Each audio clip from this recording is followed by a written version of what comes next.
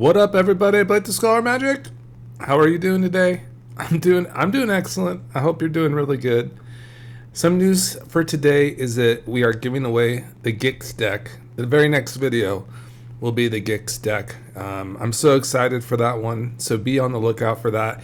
Make sure you comment for that one. Share with your friends. It was going to be really awesome. That's like a really awesome mono black budget deck that just draws so many cards, and I'm so excited. We did a little Death Touch twist on it, and I'm just so pleased how it turned out. We got some really nice Doom sleeves, like the video game Doom on them, so they're really badass, and I think you guys are going to absolutely just love it. I hope you all fight over the hell out of that thing.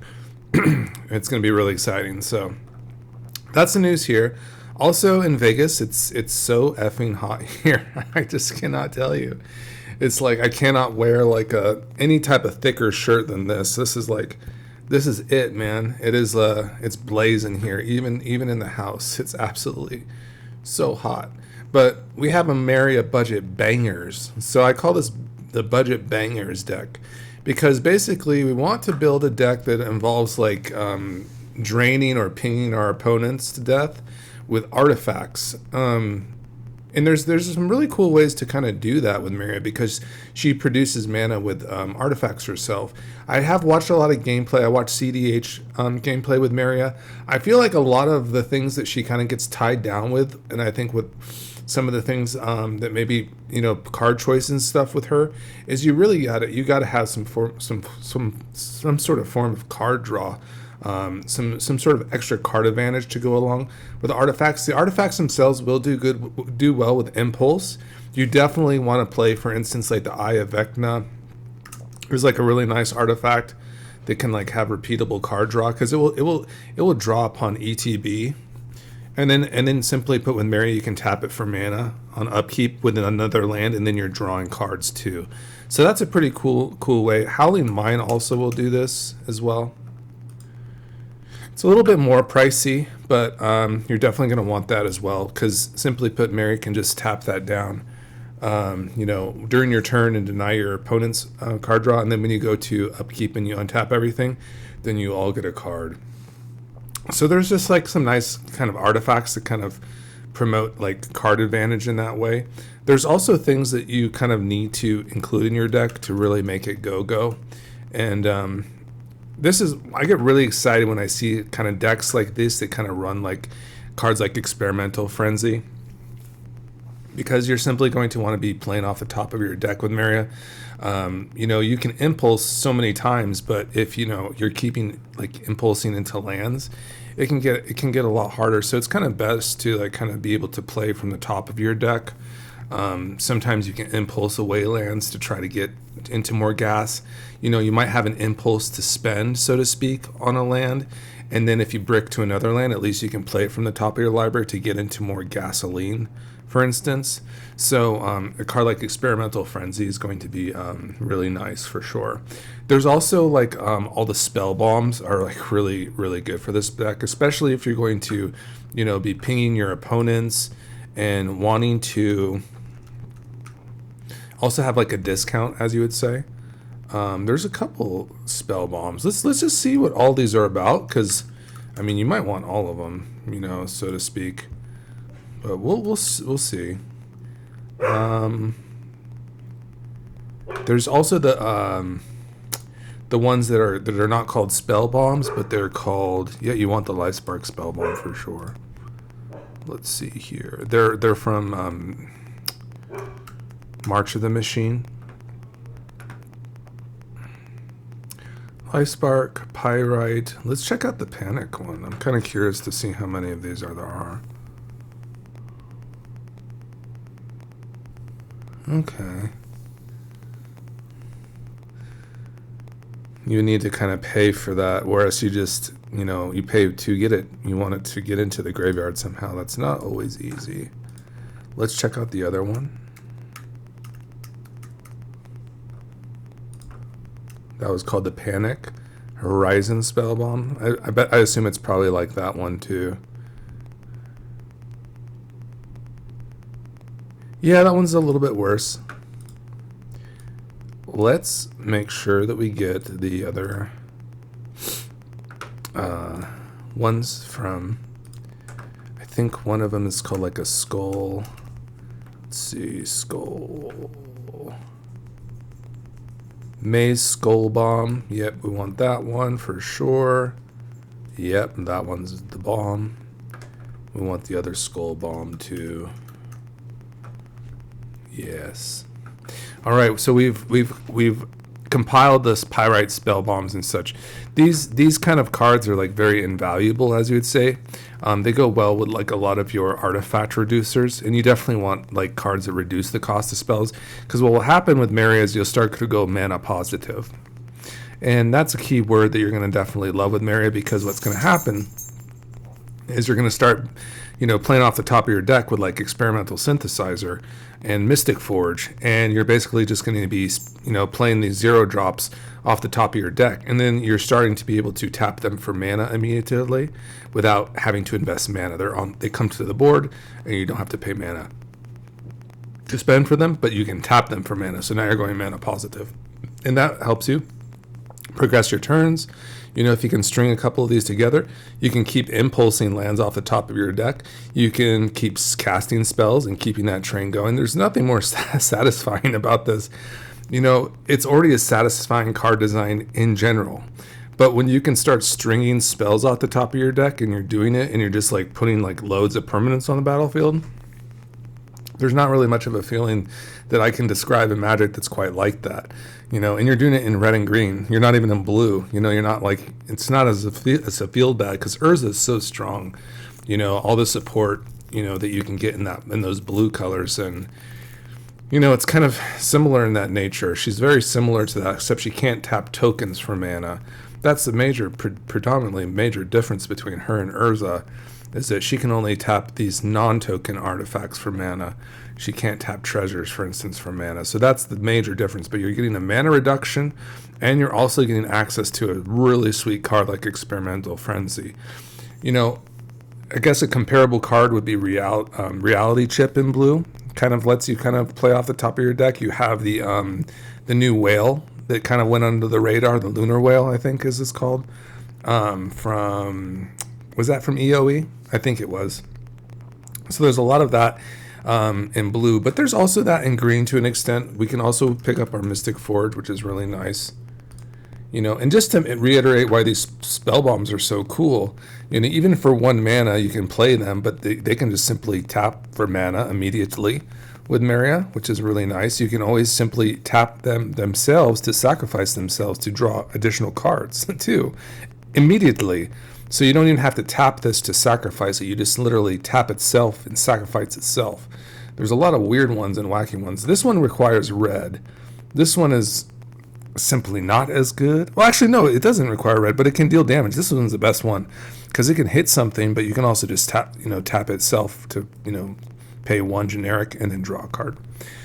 So yeah, those are just simply best in class. You also, like I said, you have the Mystic Forge, which will also let you play off the top of your deck. So, we already hooked that up, of course. This card is really wicked in this deck for sure. It's just going to let you play off the top of your deck with your artifacts and colored spells. It doesn't necessitate that it has to be like colorless. It could be red artifacts, green artifacts, but simply put, if it's an artifact or a colorless card, meaning that like it doesn't even have to say artifact if it's just colorless, like it has like that silver border, or it just requires generic mana, then it would be considered colorless. And that's just really nice. That's just really nice for us. That's again just another kind of those cards where you think the turn is over, but then you play Mystic Forge and you're starting to cast 0 drops off the top of your deck, and then you're having a really good time. So there's that. That's kind of like a good start. Where do we go with 0 drops? We want to kind of keep the deck probably under $100 to kind of keep it fresh. Hopefully keep it in that kind of $75 mark. To kind of keep it nice.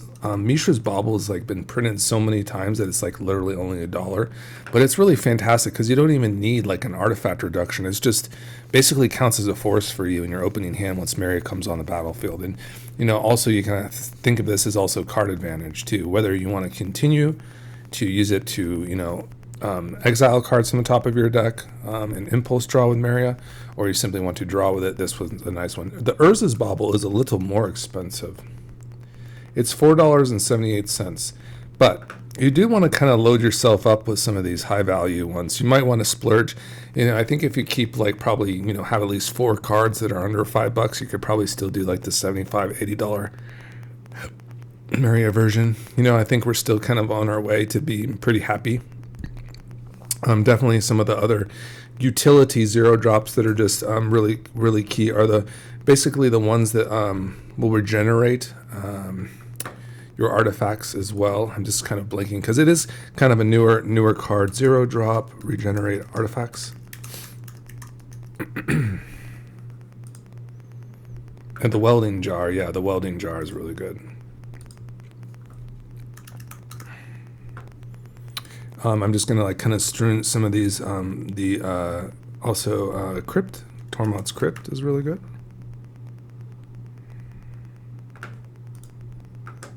Fantastic. What are some other, this one is probably like too much, but we can kind of just take a look to see how much. It's $8 for Paradise Mantle. It's so good. Okay, we'll try to shoot for the $100 one. I wouldn't be opposed to like doing like a deck giveaway for this too. Maybe if we get it to 50 likes, we'll do this after the Brocos deck. I'll set it up. If you guys can do that for me, we'll set the range from 35 to 50 likes, and we'll do a super sweet Meria giveaway. Yeah, and I'll hold myself to that for sure.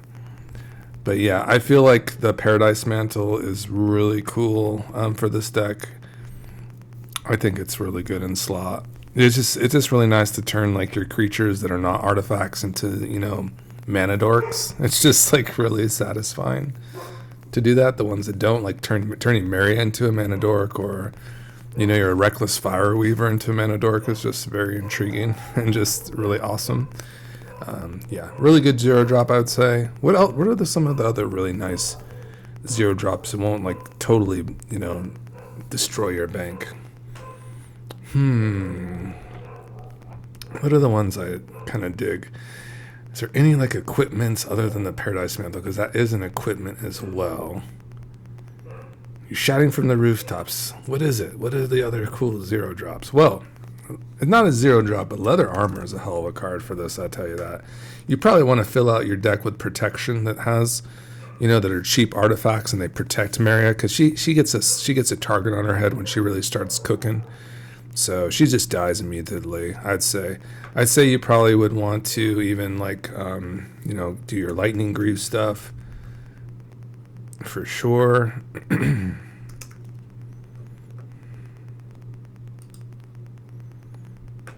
I think you want like your Swifties for sure. Anything that kind of is an equipment that will kind of give your stuff a little protection is definitely not one to throw away. 3 armor is pretty good. These are just like all equipments that will just kind of protect her. I thought it was armor, yeah? A Thran, what? Power Suit. Thran Power Suit. Yeah, that one's pretty solid. Any other equipments that kind of make our stuff? Give also Meria maybe a threat. Become a threat with equipments too. You can kind of suit her up and get her kind of wild. It never hurts, right? Anything else that kind of, the mirror was also give you hexproof. That's a blast from the past, huh? It is not even listed in the top 10, which kind of sucks. Excuse me.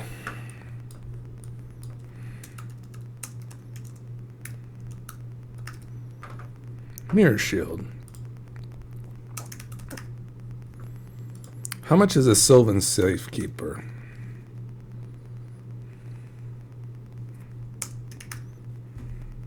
$6. God dang. I don't know if I can take much more of this.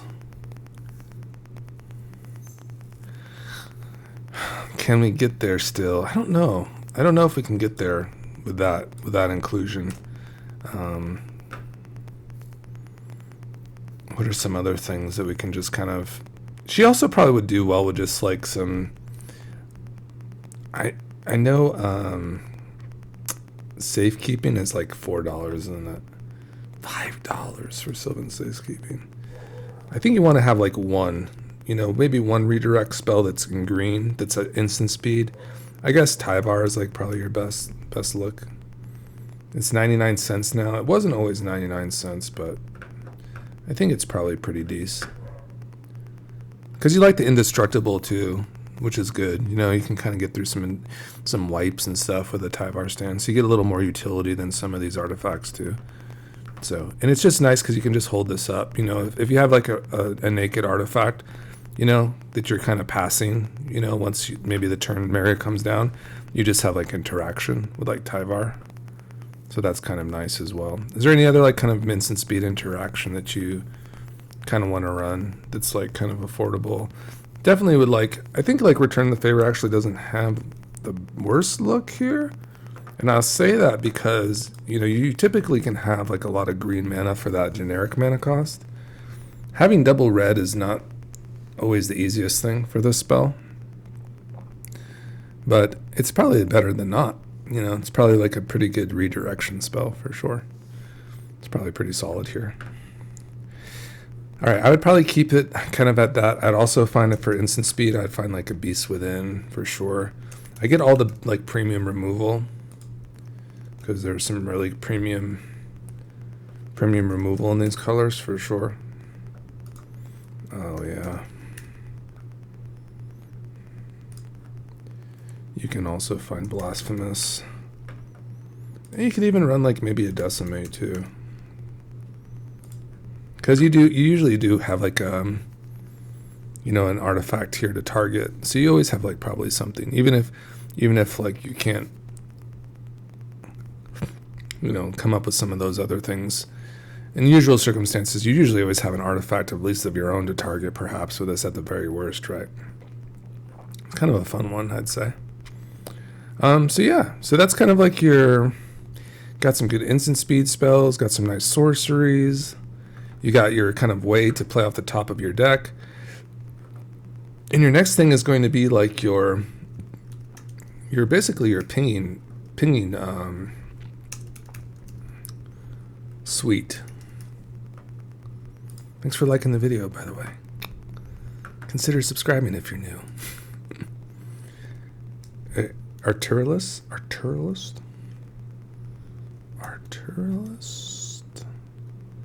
Getting close.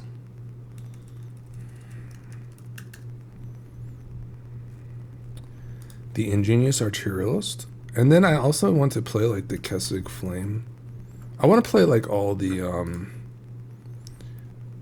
is it Reckless Fireweaver? There's the Archer.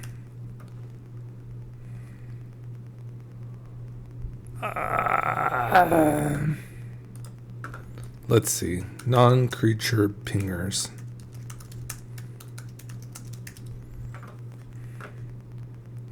City on Fire, huh?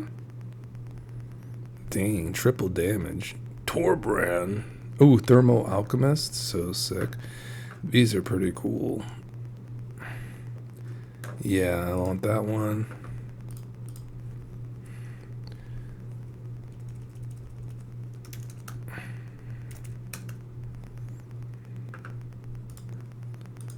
$0.18, by the way. Oh, the Fire Spitter Whelp? That's pretty cool.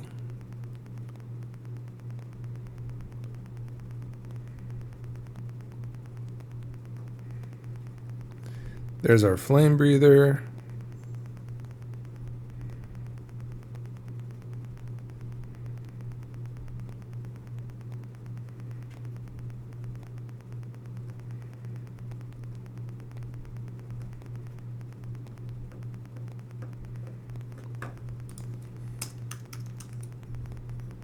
Firebrand Archer.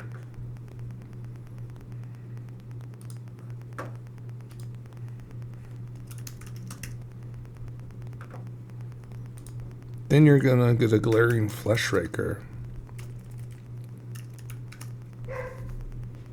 So let me explain something about this deck.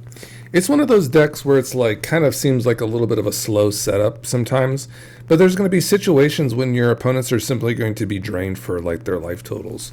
You're just going to like come up to like to a certain moment where you have like 2 of these on the battlefield, and you're playing about like 8 or 10 spells in one turn, and they're nearly dead because you're just like literally popping off with artifacts entering the battlefield, or oh, this one's instant or sorcery, so we don't want that. We only want like the non-creature spells or the artifacts entering to like kind of do the damage. So these are the ones. This glaring fleshraker specifically wants to see colorless spells like all the ones we have come on the battlefield. It also produces mana in the form of like these 0/1 tokens, which is pretty crazy. And it actually specifies, whenever another colorless creature, so it's those 0/1s that it creates, it actually pings the opponent. It's kind of crazy. And then also when you're like, in terms of colorless creatures, we can have colorless creatures enter too, not just the 0/1 Eldrazi's with the Fleshraker. We can have other ones, so we'll get back to that. But we definitely want to have like non-creature spells. Let's see, damage.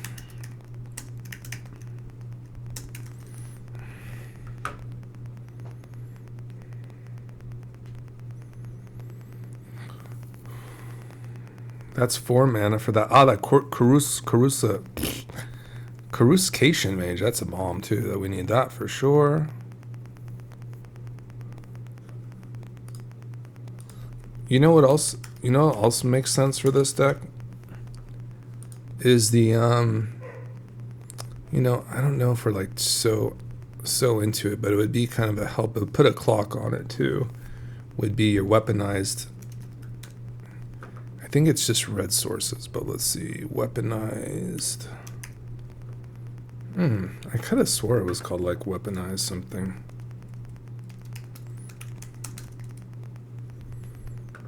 Well, there's weapons manufacturing, yes. But we need to sacrifice that freely, which is not always the easiest.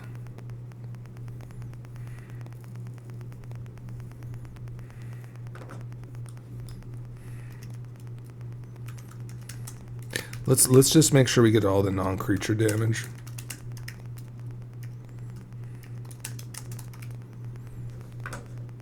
Chandra's Incinerator. It's pretty cool.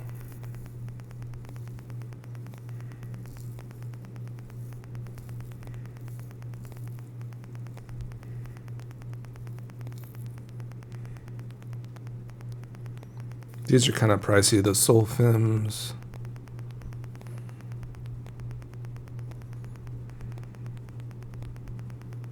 We have Torbran. The long shot seems pretty good, but it's probably pretty pricey too. But we can look them up.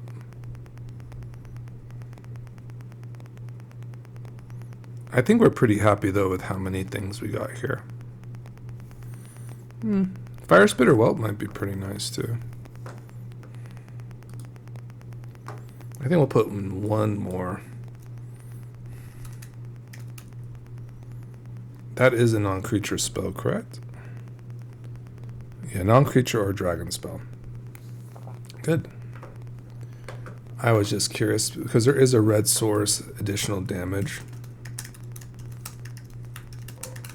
Might be into this. It's Mechanized Warfare. It's probably like the cheapest one. And it's a red source or artifact source.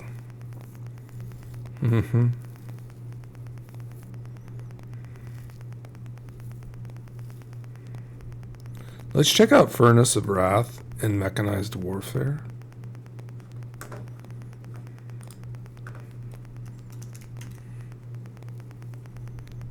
A little pricey. Let's check out Mechanized Warfare. 57 cents, that's pretty good. So this still would not count as an artifact source, unfortunately. So that would not be the best thing, but all our other red sources will deal an additional damage. which could definitely be a multiplier for us. And we have 1, 2, 3, 4, 5, 6 copies of that. So we're kind of banking on that as our win con. So that's fine. Okay, so what else we got going on here? So we got our pingers in, kind of just playing off the top of our deck.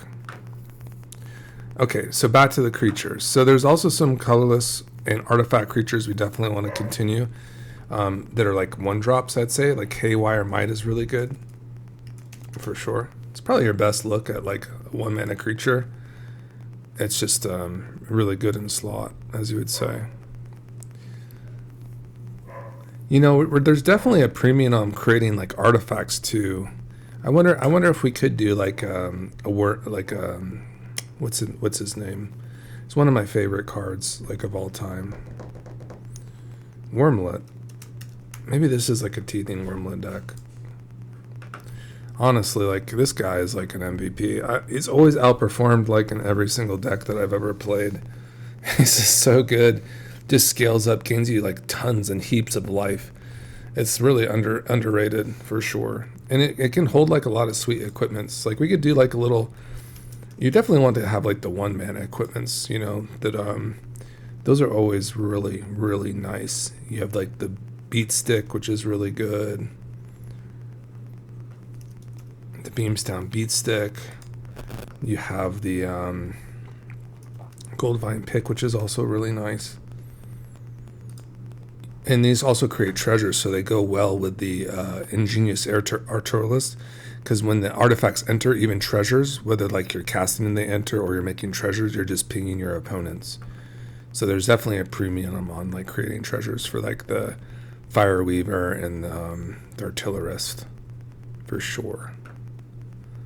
So that's really good. There's also the pickaxe. Not the Skyclave pickaxe. The diamond pickaxe, yes. That's the one we want.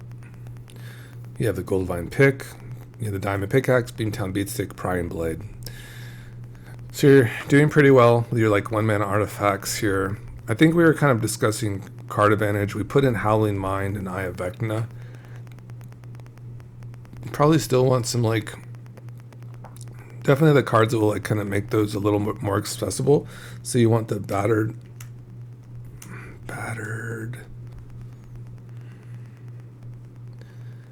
Golem and TRAXXOS.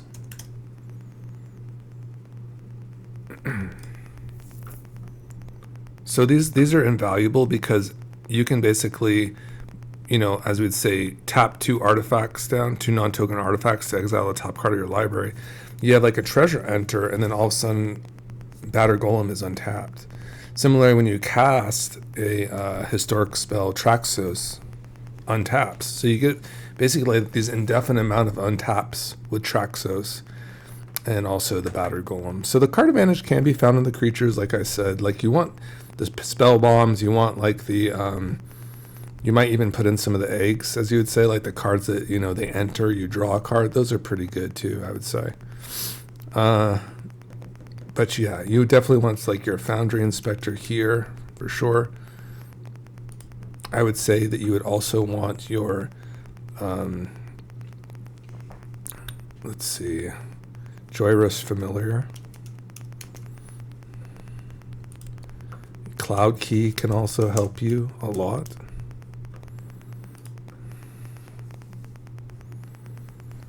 And then also for just creatures in general, like your Augur of Autumn is really cool. And why? Because a lot of your creatures will have like one power. And Meria has 3, so she has 2 power. So you're usually hitting that Coven, and then you're like not only playing lands off the top of your deck, or like I said, maybe taking one off that you see on the top of your deck for the turn. So if you go into another one, you can play it off the top of your deck instead of having to tap your artifacts to do another round. It's just making you get a little bit more efficient. Like these are the cards that will like kind of help you. Also, Oracle of Moldiah will also help you play off the top of your deck. Get those lands off the top, or get into the lands. You know, like maybe take an artifact off to start producing some lands and getting those like kind of off the top of your library and just getting like tons of value. So that's some kind of nice form of card advantage. I'd say Solemn is pretty good too. You're not gonna like really hate that one at all. That will actually fetch up your land. That will let you shuffle too, which is always nice. Like if you want to shuffle, probably cards that like let you shuffle, like Lemboss. I think Lemboss will make you shuffle. You'll get to draw. With that, I think you get to scry one first, which is really nice. And then if you sacrifice it, you can shuffle. So you might be able to like, get a land. If you can't like, if you don't want to risk and you just say, I just want to reshuffle, and maybe get another shot at like impulsing and going off the top, maybe Lemboss would be like your really good secret sauce. So Lemboss is really good. We're not really playing too much sacrifice. Like I'd say Ichor Wellspring is pretty interesting. But, we're kind of closing in on like our deck here. We probably have like 10 more playables. There are definitely some cards like in Meria that I've been like kind of playing around with, and I've definitely enjoyed them. Like I think to have like removal hooked into a artifact is like maybe like the evolution of this particular card. If it gets better, it's going to be because more artifacts are printed that interact with your opponents in some way, like cards like Chainsaw. Like if you can imagine like a set where like just a lot of nasty ass like artifacts that deal damage or remove other things, kind of like the Haywire Might. Like if you have more of these printed, you're going to make her so much more better, because you're basically going to have like another kind of like removal suite hooked into your already sweet artifacts that you just want to have hit the board. There's another pizza that it's kind of like this as well. The Omni Cheese pizza is just kind of nice for like another. The spicy oatmeal pizza is good. I think that, let's see what the Omni Cheese pizza does. That's also just draws a card, for instance. And give you, it's like a food, right? It's like a golden egg type of an effect. Yeah, there's like a lot of them, like golden egg, prophetic prism. They're all good here.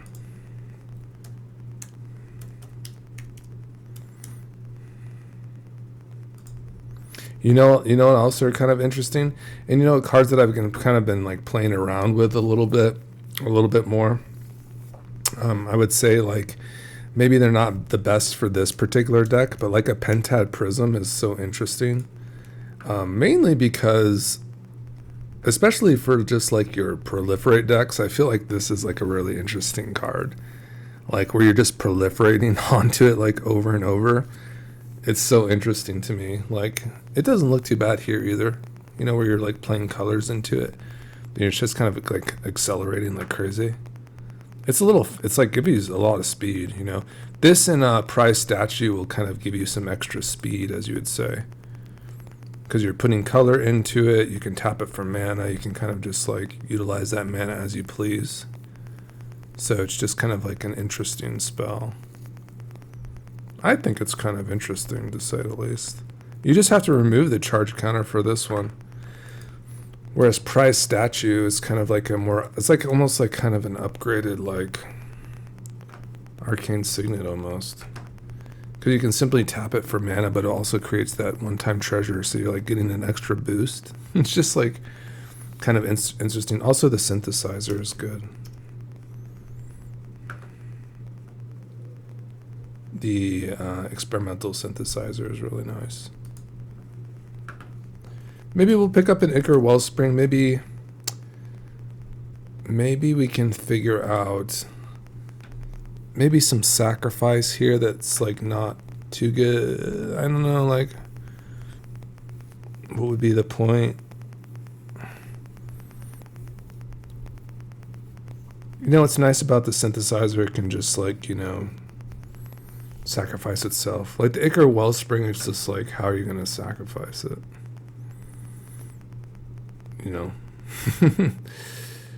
I don't know. It would be kind of cool to like figure out a way. I mean, obviously you can, a Goblin Engineer would be pretty cool, but that's also $20. Now, there was also like, you know, so these Ickerwell Springs, I think we got enough like kind of eggs like effects. Those are cool. I don't think we're playing the prize statue. It just doesn't really make sense. They don't really give too much value. Either Pentat Prism. There's no cards associated with them, essentially. You know, they're just maybe not the best. But there are some goodies I was just thinking of. I had it on the top of my head. Get rid of those and add what?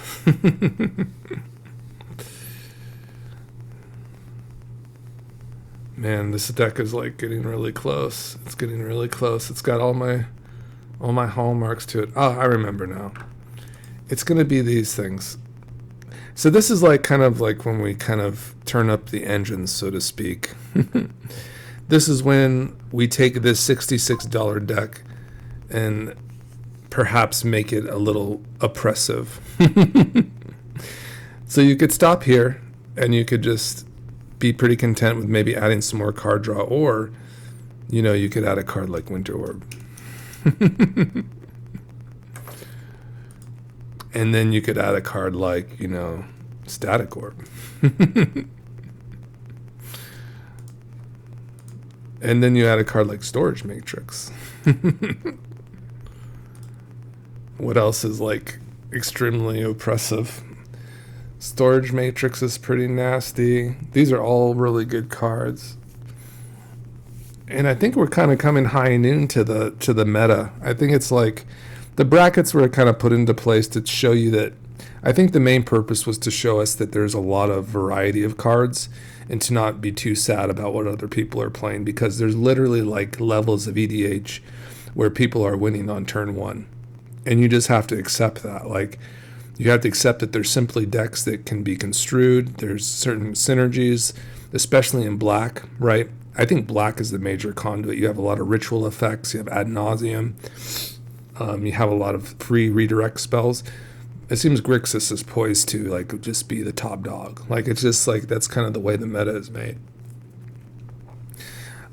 So you can just kind of do what the hell you want. Like, really, like, who cares? Like, you know, just build like some stuff, put it together, and try to keep the costs relatively chill. You know, and that's just the game, man. These are the cards of Magic that we have. We have these cards like, you know, Winter Orb, which just basically says like, I'm going to keep this untapped, and you're not going to really like, you know, be able to get many lands on the board or working, so to speak. And then I'm going to tap it down on your end step, and then I'm going to untap everything at once, and I have free reign to do as I please, you know, and that's kind of the way it is. All of these work in a similar fashion. Storage Matrix works that way. In addition, let's see, Static Orb also works similar. They all do kind of similar functions. This one will just make sure that you will just untap a permanence of your choice, artifact, creature, land. And where's the other one? Static Orb. And that's just 2 permanents in general. That's pretty brutal. So yeah, those are pretty brutal cards. I also thought, like, as a really cool one, I thought Thorn of the Amethyst would be cool. Now, Vexing Bauble, like, you could probably bring this to like maybe you know, a more competitive table. The thing about the Bauble is that you have to sacrifice it when you're starting to storm off. This one you have to sacrifice it, because if you start playing 0 mana spells off the top of your deck, they're just going to fizzle. So that's not good. So be aware of that. If you put something that's very oppressive like this and hits like very high powered decks, just be aware of the consequence that you also have 0 drops in your, you know, particular hand, you know, that you're working with that will also be effective. In terms of like ritual type of effects, you have like the Simian Spirit Guide that's not going to break your bank. It's like $2 or something. So then you also have the Elvish Spirit Guide, which is not too bad either.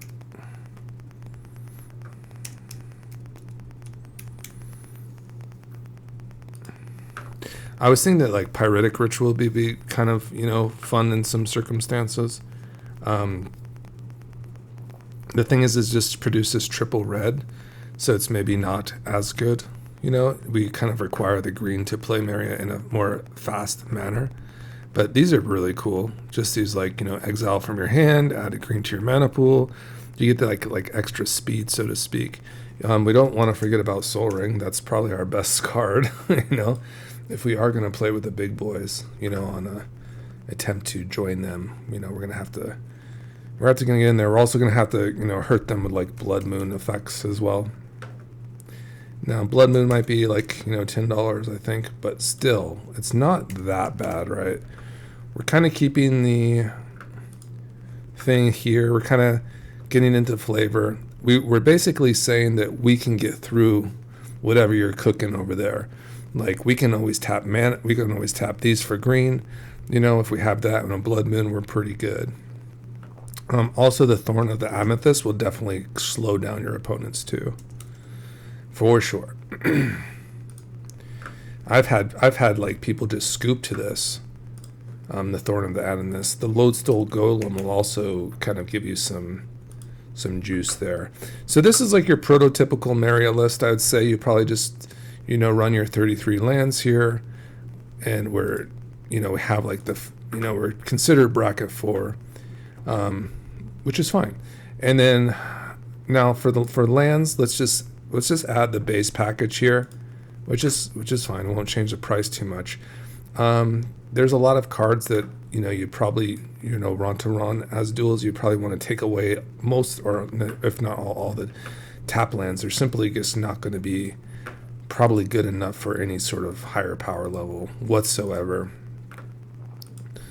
So you're just going to have to probably get rid of them. So let's just get one of these ones that are just a little more sketchy than not, I would say. You can like keep the reveal lands. That's probably fine. You're probably going to have a decent density of basics.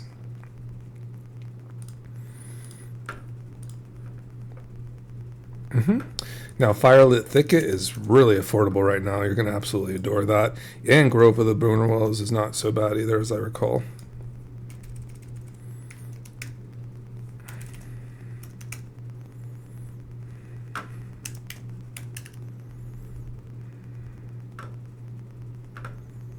That's fine.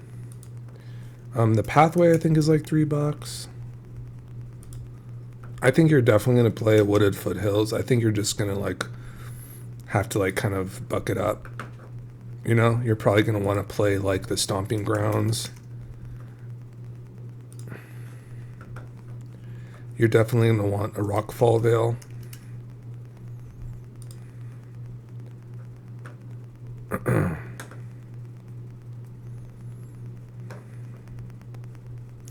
You're definitely going to want to put some like elves in your deck, like just elves in general.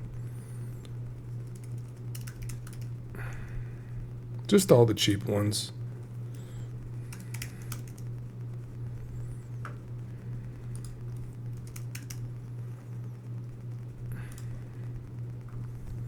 Yeah, you probably just want all the ramp that you can absolutely just get a hold of. Yeah, even like a Utopia Sprawl might be pretty decent. I'm not the new commander land, let's see. Commander's Quarters. Is it called Commander's Quarters? Ah, Commander's Plate is really good. Is it Quarters? There's a new is it Compound? Compound. That's a good duel too, because it can create colorless for your Fleshraker. You need lands that can cast your Fleshraker. So Spire of Industry can do that. The Thicket can do that. Grove of the Burnwillows can do it. Maybe even like a cheeky Mycosynth Garden. Just one though.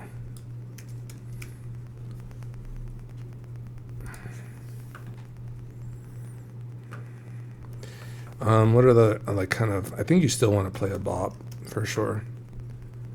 And honestly, you're probably if you want to consider this format, I think you have to play Delighted Halfling. God dang, it's $30, but we tried. I mean, we tried to keep the deck kind of, kind of reasonable, as you'd say. I'd say it's probably still mostly reasonable, to be honest, for like what we just did. I think it's probably pretty cool. I think it's probably pretty decent. I'm pretty happy with all the kind of lands that we've kind of, settled on. Cinderglade it's cool that it has a type. It is kind of cool that it has a land type that is kind of an interesting one for us, for sure.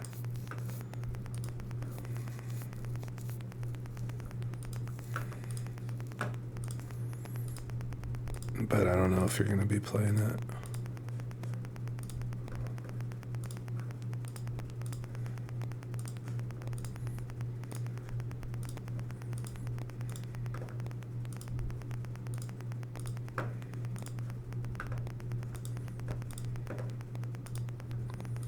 Yeah, I think you want to pick up some more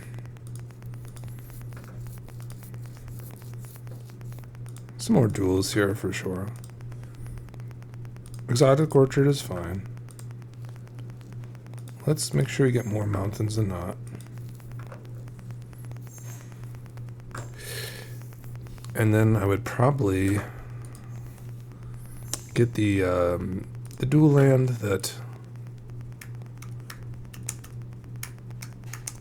is faster. The fast land, I suppose.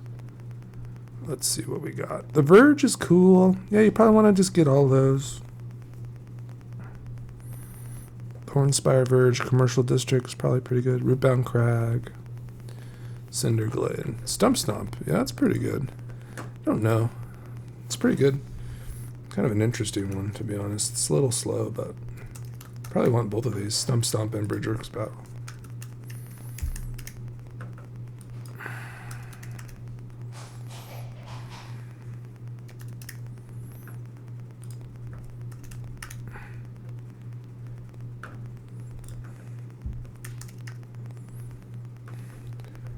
And that is Cinderglade.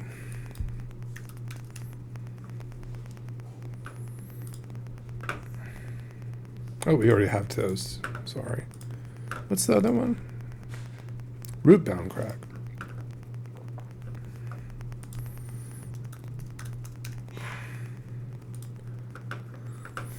Okay.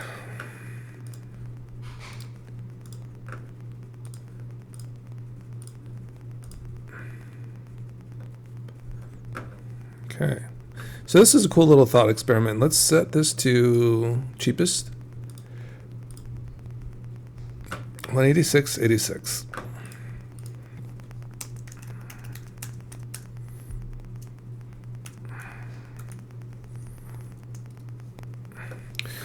All right. So what do we lose along the way? Ancient Tomb, Gemstone Caverns, fast mana. The premium of the premium, right? There's so many nice Moxen out there. But we don't have to spend 5,000 today. Let's just try out the format and get used to it and get into it slowly.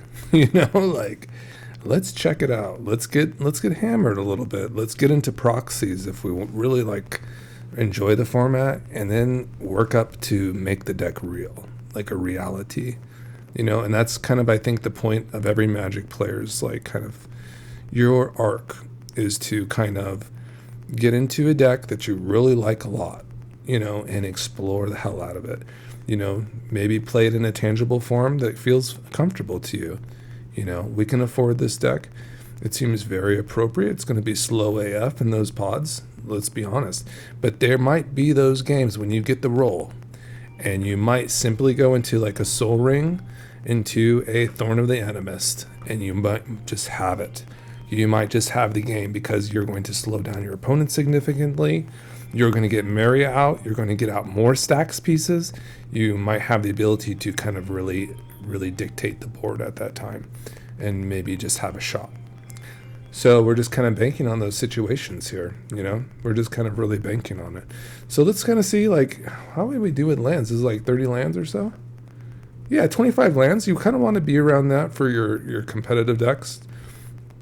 25, I think, to 28, so we hit 27 lands. So kind of like on the low end. You know, this would be one of those slower ones, like where we just have 3 drops in our hand. You know, it's just not that good. You know, it's just not the greatest.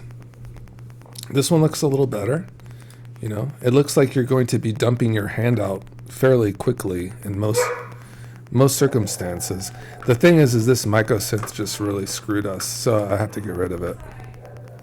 I'd rather not to be screwed. I don't want to be screwed with such a nice draw, as you'd say. Even the Spire of Industry is kind of bugging me right now too. So we'll just simply change that to like even a Fabled Passage would have been really slow in that particular decks. You know, so let's just bank on, you know, maybe just give ourselves an extra chance with Forest. They seem to be pretty important. So here's one of those kind of setups where you have like a Thorn of Amethyst, right? But it's just a little bit slow to get there, you know. Could be good though. Could be good if you go first. Otherwise, you're going to definitely probably have to aggressively mulligan that one out. Now, this is like kind of the 1-2 Meria. Blood Moon is kind of interesting too. It's just wondering if you can get to it, you know. Can you get to that Blood Moon before you lose? This is not really bad at all, though. You're basically like playing all your cards out here by turn 2 that are kind of important. All your engines. You have your elf on board. We really would have dug like an artifact there or something that could like help cast the Blood Moon. Like basically because you could go Meria here, for instance, with elf lands, and now you have 2 of these artifacts. If you had a red source too, you would have been able to go right into Blood Moon, and that would have been pretty strong, I'd say.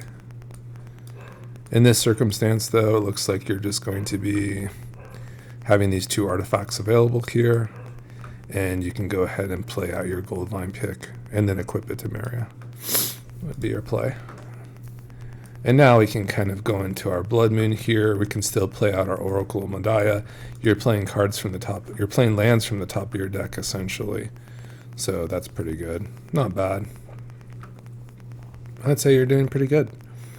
Pretty good, yeah. And you have a lot of impulse here. You have Blood Moon out. Seems pretty strong. So yeah, I'm missing a lot of like the kind of the ritual effects, I would say. Definitely the Moxen are going to do, you know, kind of keep you back a little bit. But other than that, I was pretty stoked. I kind of wonder about like the prize statue now a little bit to kind of get that extra boost, you know, kind of give you like a little bit of extra boost in that circumstance. Is it better than like, you know, maybe one of these other 2 mana plays, especially for trying to go, as you would say? Like, is it better than a spicy oatmeal pizza? Probably is. Probably definitely is. In this type of setup, probably, yeah.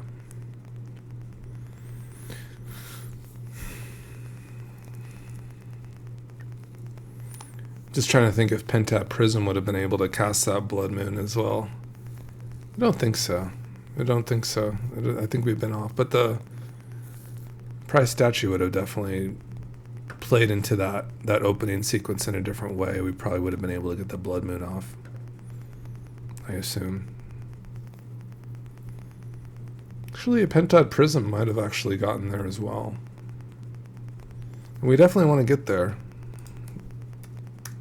Because if you played it on turn 2 with colored mana, you probably would have gotten there.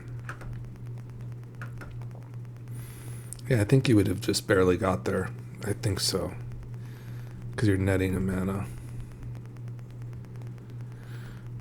So that was a pretty easy cut, the spicy oatmeal. Maybe it's a chainsaw. Yeah, I was talking to High Talk about this, but it definitely can remove some commanders. Some troublesome ones, as you'd say. Don't want to lose that. Could be one of these ones that draws. Maybe the egg. We'll just keep the egg in for good luck. Just get rid of the pizza sauce. Alright guys, I think this is the deck. What do you guys think? Would you take this to your competitive local format for the week? And just give it a go? Or no?